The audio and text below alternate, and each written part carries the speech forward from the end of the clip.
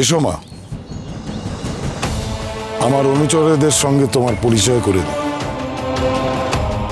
এখানে সকলকে আমি স্নেহবশত আমার দেওয়া বিশেষ নামে ডাকি। এ হলো ভীমা, ও শরীরে হাতির বল। কি অমানসিক বল তুমি কল্পনাও করতে পারবে না। প্রমাণ চাও? ভীমা,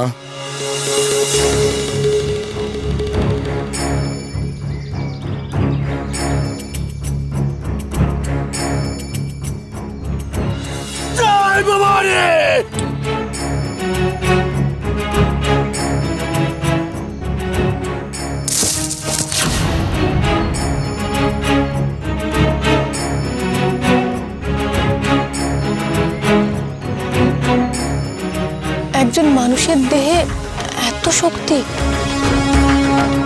শুধু ভীমাই নয়, এরা সকলে বিশেষ বিশেষ পারদর্শী।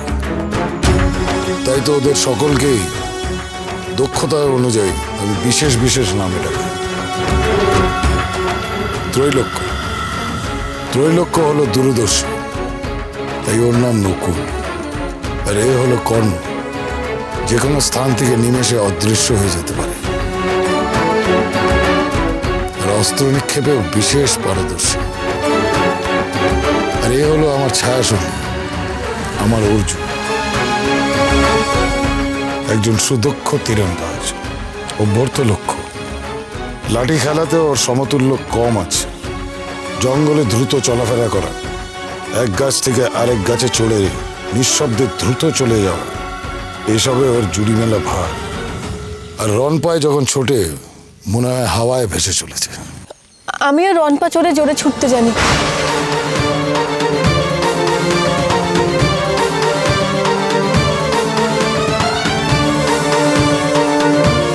কোনো খবর পেলি? প্রফুল্ল কোনো খবর পেলি রে? কেমন আছে? কোথায় আছে সে? হ্যাঁ, অবশেষে পাওয়া গেছে। কি পাওয়া গেছে? প্রফুল্লকে অবশেষে পাওয়া গেছে? যাক বাবা, শুনে শান্তি পেলাম। মেয়েটাকে শেষ পর্যন্ত পাওয়া গেছে। ভগবান, ভূত টুত কিচ্ছু নয়, সব মিথ্যে। পোড়ার মুখে প্রফুল্ল দিব্যি বেঁচে আছে। আমি মনে মনে ভেবেছিলাম ওর জ্বালা থেকে মুক্তি পেলাম, কিন্তু সে তো দেখছি কিছুই নয়। সে আমার কপালই পুড়ল। না নয়ন বউ, তোমার কপাল পুড়েছে বলে তো আমার মনে হচ্ছে না। আমি তো দেখতে পাচ্ছি তোমার কপাল ফিরে গেছে। তুমি ক্রমশ ব্রজেশ্বরের গৃহিণী ঘরণী হয়ে জাঁকিয়ে বসছো। তোমার শাশুড়ি মায়ের পর এ বাড়ির চাবি গোছা তোমার আঁচলেই বাঁধা থাকবে। বাবা মশাই, এমন একটা খবর পাওয়ার পরও আপনি আমাকে নিয়ে ঠাট্টা করছেন। আমাকে বাড়িতে দাসীবাদীর মতো থাকতে হবে, আর প্রফুল্ল কিনে বাড়িতে এসে জাকিয়ে বসবে। যতই বলুন ওকে এই বাড়িতে আপনি ঢুকতে দেবেন না, আপনার ছেলে কি সেটা মেনে নেবে? আমি তো বলেছি সে আর এ বাড়ির চৌকাঠ মারাবে না। দাদু ভাই, দাদু ভাই, তুমি চুপ করে আছো কেন? আরে প্রফুল্ল কোথায় আছে, কিভাবে আছে বলো। আপনাকে এরকম দেখাচ্ছে কেন? কি হয়েছে বলো ব্রজেশ্বর, বলো। সবাই যখন জানতে চাইছে, বলো তোমার প্রথমা স্ত্রী কোথায়, তার কি হয়েছে বলো।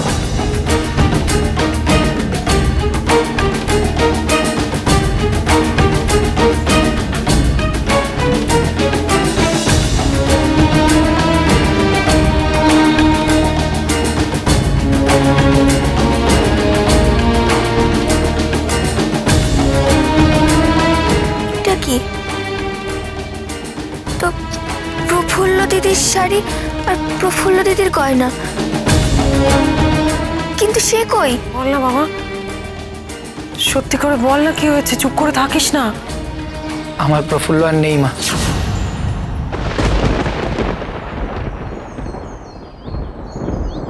সে চলে গেছে, চিরকালের মতন চলে গেছে আমাকে ছেড়ে। তাকে তাড়িয়ে দিয়েছিলাম না, বড্ড অভিমান নিয়েই সে চলে গেছে। বাবা মশাই ঠিকই বলেছে, সে আর কোনোদিনও এ বাড়ির চৌখট মারাতে আসবে না, আর কোনোদিনও নয়ন বউয়ের ঘরণী গৃহিণী আসন কাটতে আসবে না।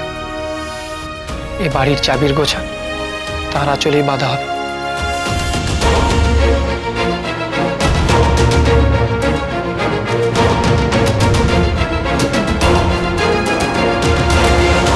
তুমি রনপা ছড়তে জানো? ঠাকুর ওকে ছুটতে হবে না, শুধু চড়ে দেখা। অবশ্য পড়ে গিয়ে হাত পা ভাঙলে আমরা কেউ দায়ী হব না। মেয়ে কিনা রনপা চড়বে, রনপা নাকি খেলনা? থামো।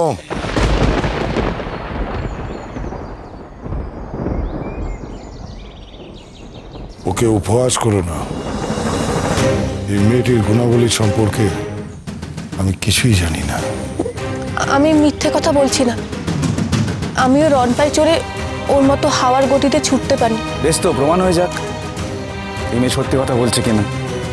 হয়ে যাক প্রতিযোগিতা, আমিও দেখিও আমার সাথে পাল্লা দেওয়ার ক্ষমতা রাখে কিনা। ওর সঙ্গে প্রতিযোগিতা করে তোমার কি লাভ? না না, এসবের কোনো প্রয়োজন নেই। প্রয়োজন আছে ঠাকুর। আমি যা পারি, যতটুকু পারি, তা নিয়ে কেউ উপহাস করলে আমি তাকে উপযুক্ত জবাব দিতে পারি। আপনি অনুমতি দিন। তাহলে তো অবশ্যই অনুমতি দিতে হবে।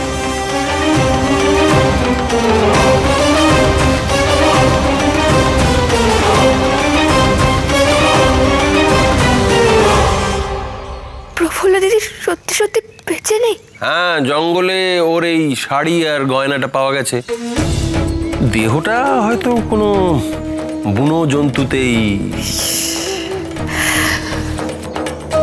মেয়েটাকে এইভাবে বেঘরে প্রাণ দিতে হলো, আমি তো ভাবতেই পারছি না। তার মানে তো তার দেহের সৎকার পর্যন্ত হলো না, এইভাবে অকালে চলে যেতে হলো প্রফুল্লকে। ভালোই তো হলো মা, এতে এত দুঃখ করার কি আছে? আমরা তো সবাই তাকে তাড়িয়ে দিতে চেয়েছিলাম, দূর করে দিতে চেয়েছিলাম আমাদের সংসার থেকে, মন থেকে, আমার জীবন থেকে। তাই সে আমাদের সবার চাহিদা পূরণ করতে, আমাদের সবাইকে খুশি করতে অকালে বিদায় নিয়েছে। আজ তো আমাদের সবার আনন্দ করার দিন। চেয়ে দেখো নয়ন বউ, বাবা মশাই কেমন খুশি হয়েছেন। তাই আজ তোমরাও আনন্দ করো, মিষ্টি বিলো। এ বাড়ির আপদ আজ বিদায় হয়েছে। ব্রজ, শান্ত শান্ত হও। সারা রাতের ধকলে তোমার শরীর খুব ক্লান্ত, স্নায়ু উত্তেজিত হয়ে গেছে। আমার মনে হয় তোমার ঘরে গিয়ে বিশ্রাম নেওয়া উচিত। হ্যাঁ তাই, চলুন বিশ্রাম নেবেন। বিশ্রাম? হ্যাঁ, বিশ্রাম তো নেব বটে, শান্তিতে ঘুমাবো আজ। প্রফুল্ল কোথায় আছে, কি করছে, এই ভেবে আর রাতের পর রাত জাগতে হবে না। সে তো আমাকেও চিরকালের মতো শান্তি দিয়ে চলে গেল। ব্রজ, ব্রজ বাবা একটু শান্ত হও। আমি তোর মনের অবস্থাটা বুঝতে পারছি বাবা, কিন্তু কি করবি বল? ওই অবাকের ভাগ্যে হয়তো এইটাই লেখা ছিল রে। ভাগ্য? তার ভাগ্য তো আমরাই লিখে দিয়েছি মা, তাকে তো আমরাই তাড়িয়ে দিয়েছিলাম, নইলে তো তাকে আর এইভাবে মরতে হতো না। জানি না, জানি না প্রফুল্ল মরার সময় কত কষ্ট পেয়েছে। জানি না শেষবারের মতো সে আমার সাহায্য চেয়েছিল কিনা, কিন্তু কিন্তু কিন্তু আমি এমন অকর্মণ্য স্বামী যে তার রক্ষাটুকুও করতে পারলাম না। যাক, যা গেছে তা আমার গেছে, তোমাদের তা দেখি। আমার প্রফুল্ল আর কোনোদিনও আসবে না তোমাদের কাছে ভালোবাসার ভিক্ষে করতে। তোমরা সবাই উৎসব করো, শেষ বাতির আলোয় রোশনাই করে তোলো পুরো জমিদার বাড়ি।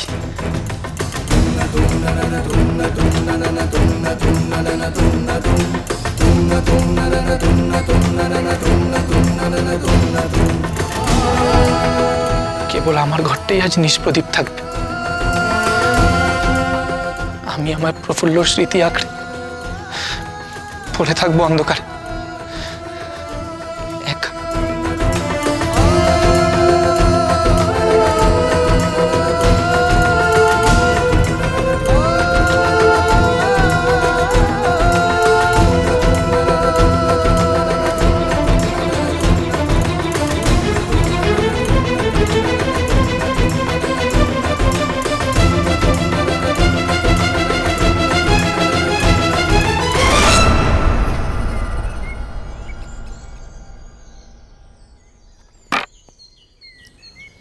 ঠাকুর, আমি এখনো বলছি, আমি এখানে কাউকে হারাতে আসিনি, তাই আমি প্রতিযোগিতাও চাই না। পিছিয়ে আসছো নাকি? ভয় পেলে হেরে যাওয়ার? জীবনে প্রতিটা পদে পদে তো আমি হেরেই গেছি, তাই আমি এক্ষেত্রে জেতার জন্য প্রতিযোগিতায় নামছি না। আপনি শুধু আমাকে আশীর্বাদ করুন ঠাকুর। আমি যে মিথ্যে বলছি না, আমি সেটা যেন প্রমাণ করতে পারি।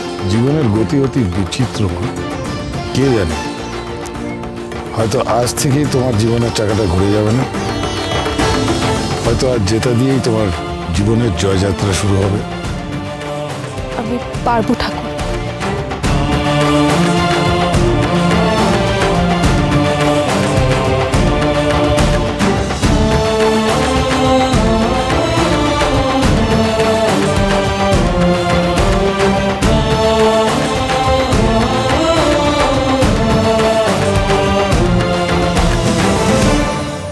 পারবে, তুমিই পারবে মা।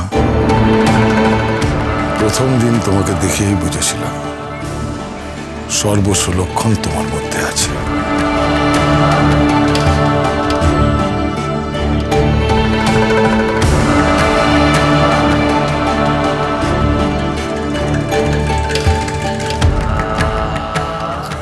কি ব্যাপার, তোমরা সকলে মিলে এখানে? একটা কথা বলার ছিল, কিন্তু আপনি রাগ করবেন না। না, রাগ করবো কি করবো না সেটা কথাটা কি তার উপর নির্ভর করছে, বলো শুনি। বলছিলাম যে প্রফুল্ল মারা গেছে এটা যখন নিশ্চিত হওয়াই গেছে, তখন তার এই বাড়িতে একটা শ্রাদ্ধ শান্তিরও তো দরকার। না, কখনো না। ও আপদ গেছে, ওকে নিয়ে বাড়াবাড়ি হোক এটা আমি চাই না। তোমরা ওকে একেবারে ভুলে যাও। তা বললে তো হয় না আরো, সে তো এই বংশের বউ ছিল। তুই যতই অস্বীকার কর না কেন, সে যখন মারা গেছে তখন তার কপালে এই বংশের ছেলের দেয়া সিঁদুর ছিল। তার শ্রাদ্ধ শান্তি তো আমাদের করতেই হবে। না না না না না, ওসব শ্রাদ্ধ টাদ্ধ করলে লোকে হাসবে না? তাছাড়া শ্রাদ্ধ শান্তিতে অনেক খরচাও। এটা আপনি কি বলছেন? আপনি এই বাড়িতে পুত্রবধূর শ্রাদ্ধ শান্তি করবেন, সেটা লোক হাসানো হবে? তো হাসবে না, হাসবে বই কি। লোকে বলবে না যে যে বউকে হরবল্লভরা মেনে নেয়নি তার আবার শ্রাদ্ধ করছে। না না, সব ভুলে যাও। ও মারা গেছে এই খবরটা পেয়েছি, ব্যাস ফুরিয়ে গেল। না না বাবা মশাই, অমন করে কথাটা উড়িয়ে দেবেন না। এই প্রফুল্লর অপঘাতে মৃত্যু হয়েছে, তার মায়ের আত্মা তাকে টেনে নিয়ে গেছে। ওর অতৃপ্ত আত্মা যদি এ বাড়িতে হানা দেয়, ওর তো খুব শখ ছিল এ বাড়িতে থাকার, আপনি থাকতে দেননি। আমিও চাইনি সেই রাগে যদি কিছু একটা। কি কি কি কি বলছো? কি কে হানা দেবে? মানে কে হানা দেবে? কি আমি কি মেরেছি নাকি তাকে? ওকে তো ওর মা মেরেছে। তো মায়ের সঙ্গে বুঝে নেবে তো, দুজনেই তো। দেখুন, একটা মানুষ যখন মারা যায় তখন আর তার প্রতি কিন্তু ঘৃণা, বিদ্বেষ, রাগ এগুলো পুষে রাখতে নেই। তার আত্মা যাতে শান্তি পায়, আমাদের ছেড়ে চলে যায়, সেই ব্যবস্থা তো আমাদেরই করা উচিত। সেজন্যই তো তার শ্রাদ্ধ শান্তির প্রয়োজন রয়েছে। হ্যাঁ হ্যাঁ, ঠিক আছে ঠিক আছে, তোমরা যখন এত করে বলছো, নয়নবাবু যখন এত ভয় পাচ্ছে, তখন হোক, শ্রাদ্ধ শান্তি হোক। শ্রাদ্ধ শান্তি করলে বোধ হয় প্রেতাত্মারা রাগ করে না। পারলে কাউকে গোপনে পাঠিয়ে গয়া ধামে পিণ্ডটাও দিয়ে আসবো। না না না, ভূতের সঙ্গে তো লড়া যায় না, কিন্তু এখানে তা প্রকাশ করা যাবে না।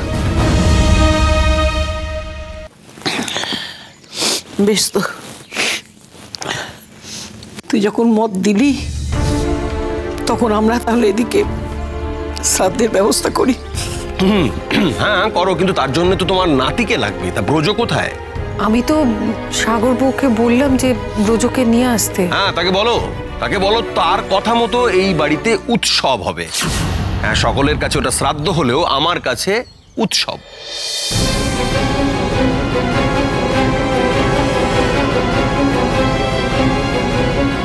কি হয়েছে বাবা? শরীরটা খুব খারাপ লাগছে নাকি? ইস, তোর মুখ চোখের যা অবস্থা। না না, এবার তোর একটু বিশ্রামের প্রয়োজন বাবা। তুই কথা শোন না একটু। কি এমন হয়েছে যে এত ভেঙে পড়েছে? সেটা তুমি বুঝবে না মেজ দিদি, কারণ তোমার সেই বোধটাই নেই। তুমি ওনার ঘরণী গৃহিণী হয়ে এটাও জানো না যে ওনার শরীর মনের কি অবস্থা। দিনের পর দিন খাওয়া দাওয়া না করে কতটা ভেঙে পড়েছেন, দাঁড়াতে পর্যন্ত পারছেন না ঠিক করে। কি বলছো তুমি সাগর বউ? হ্যাঁ মা, আপনার কথায় আমি ওনাকে ডাকতে গেছিলাম। খাট থেকে নামতে গিয়ে উনি মাথা ঘুরে পড়ে যাচ্ছিলেন। কপাল ভালো আমি ধরে নিয়েছিলাম, আমি না থাকলে কি যে হতো। হ্যাঁ শোনো ব্রজেশ্বর, আমি তোমার মা আর তোমার পিসি ঠাম্মা মিলে একসাথে সিদ্ধান্ত নিয়েছি যে প্রফুল্লর শ্রাদ্ধ শান্তি করা হবে।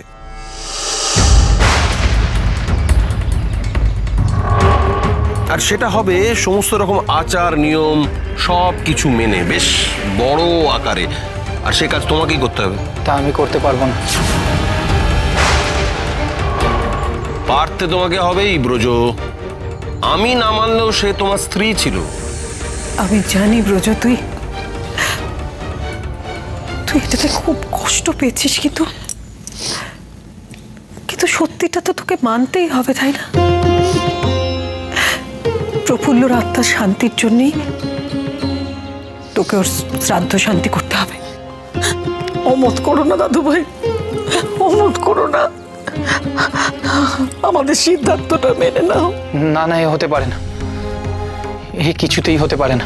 কিন্তু কেন কেন আপনি রাজি হচ্ছেন না? সে যে মারা গেছে সেটা নিয়ে তো আর কোনো সন্দেহ নেই। প্রফুল্ল মরতে পারে না, সে চিরকাল বেঁচে থাকবে আমার হৃদয়ে।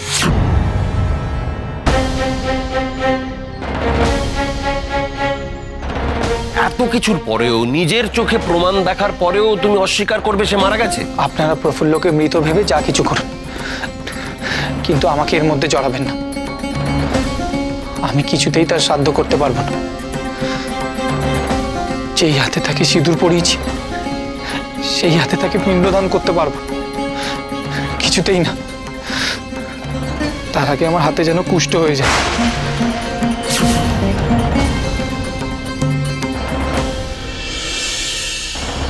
ব্রজ, ব্রজ শোন, ব্রজ শোন বাবা। সাগরবু, সাগরবু তুমি যাও, ওকে ধরো। দেখো আবার না কোনো বিপদ ঘটিয়ে বসে। যাচ্ছি মা। ব্রজ মানুক চাই না মানুক, শ্রাদ্ধ হবেই। বিলাসকে বলো নায়রত্ন মশাইকে খবর দিতে। আমি বেশ ঘটা করে বড় আকারে প্রফুল্লর শ্রাদ্ধ করতে চাই। তাতে নিশ্চয়ই প্রফুল্লর আত্মা খুশি হবে, আর কারোর ঘাড় মটকাতে আসবে না।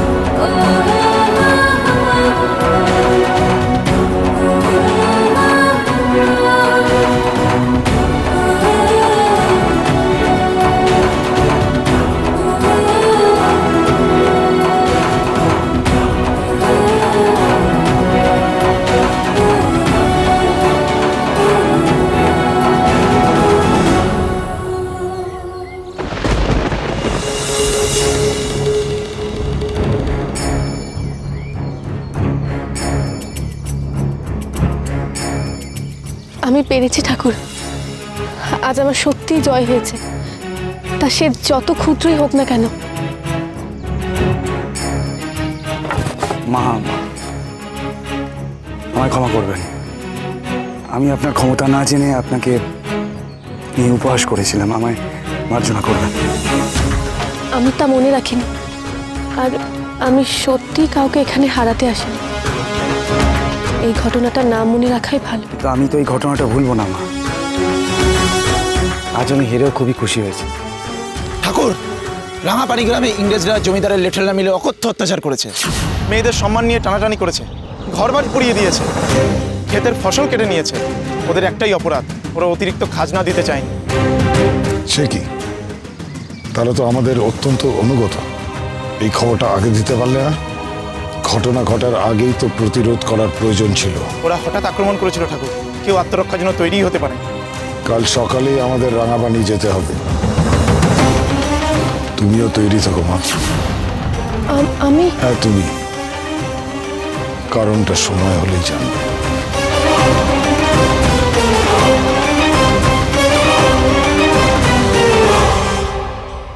আপনি অনুমতি দিলে আমার প্রিয় মানুষটির কাছে যেতে চাই। তুমি নিশ্চিন্তে সেখানে যেতে পারো না, তবে আমি চাইবো তুমি ফিরে এসো আমার কাছে। এই স্থানে আগামীর অনেক দায়িত্ব যে তোমার উপরে মা।